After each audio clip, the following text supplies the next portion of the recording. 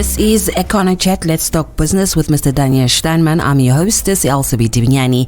A warm welcome to our listeners and, of course, a warm welcome to Mr. Daniel Steinman. Today, interesting talk will be happening, and that is in regards to the repo rate. A warm welcome to you, Mr. Daniel Steinman. Thank you, Elsabe. What about the repo rate? Well, we heard the good news that, certainly. Yeah, because for a while now, the repo rate was unchanged, and I personally thought that, okay, it's been unchanged, so I guess the next time that it will increase. And I was very worried about that. Going up, of course.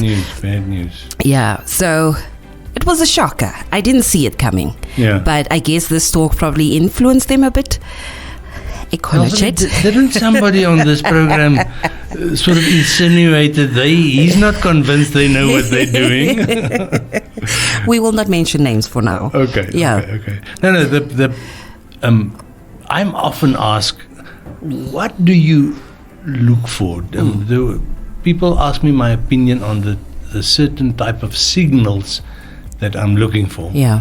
When I'm making sort of medium-term and longer-term projections on the economy. And obviously, interest rate is a very, very important one. Yes. But remember, from the discussions that you and I had over the last 6 months, it was clear that the primary driver of interest rates in the world is the Federal Reserve in the United States. Yeah. And that we were sort of on the back end of conditions in the United States economy where inflation was very high, the highest that it was in 40 years, and it was unexpected. 2 years ago, it was sort of expected just to go away by itself. There's inflation. What about it? A little bit of inflation. It'll subside. Yeah. It'll normalize. It didn't. So, and we had to bear the brunt. Yeah. Because we sit here at the end of Africa, and the American economy doesn't really feel anything for us. Of course. They do what's best for them, not what's best for us. So we also saw the inflation starting towards the end of 2022, and we suffered from it through 2023, and we are still suffering from it a little bit, but it has moderated. You see, you remember I was fond of talking about a cost of living crisis. Yes. Cost of living problem, cost of living too expensive. Yeah. Not sugarcoating it. Yeah. It was a serious crisis. It is still a crisis for many households. Yes. Because the prices of stuff went up, but it didn't come down again. It only went up slower. But it is still going up. We are still saddled with inflation. Make no mistake. So now we get to the point where Bank of Namibia listen to what Elsabe Divignani is saying, and they can't believe that she is implying that they're not fully in control of conditions in the economy. Oh, no, I didn't say that. So what do? Last Wednesday, they sent out a very strong signal. Yes, remember, they did. I'm being asked, what signals do you observe? Now, that is one. And what makes it so remarkable is that the Bank of Namibia started, albeit very slowly, very carefully, a 0.25 percentage point to reduce the interest rate before the Federal Reserve did the same thing. Or the South African Reserve Bank. Now that takes some guts. Yeah.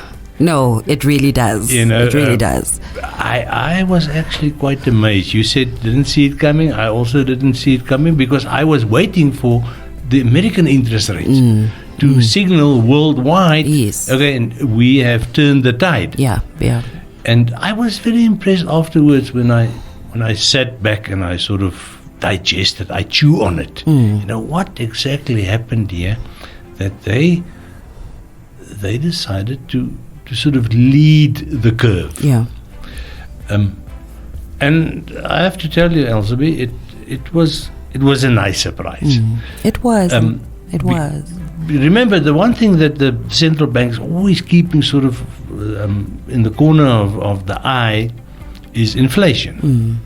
Now, you will also recall that I've often explained that the inflation that we suffered from for nearly 2 years was not caused by us. It's not Namibian inflation. Yeah. It is imported inflation. Yeah. We don't sit with that dreadful debt anymore. Well, we had, but we're managing the government's debt. We don't sit with excess liquidity. We're also managing that. So the inflation came from it's an energy shock. It came from crude oil prices, fuel prices, but it spilled over to South Africa, and from there it was brought into Namibia. Yes. And the reason is very straightforward and very simple, because 84% of everything that you and I use every day of our lives comes from South Africa. Yes, yes. Now you're talking 1,500 kilometers or 2,000 or 2,500 if it comes through the Durban harbour. And how does it get here? It doesn't fly. You don't pray hard and boom, all of a sudden it's here. Yeah. It goes on the back of a truck. And what does that truck use to move? Diesel. So you see that is that distance between us and our main supplier is what imported that inflation that originated from fuel prices. Yeah, it did. And we will quickly go for a short break. I'm sure that the listeners are looking forward for the rest of this conversation. Let's quickly go for that short break.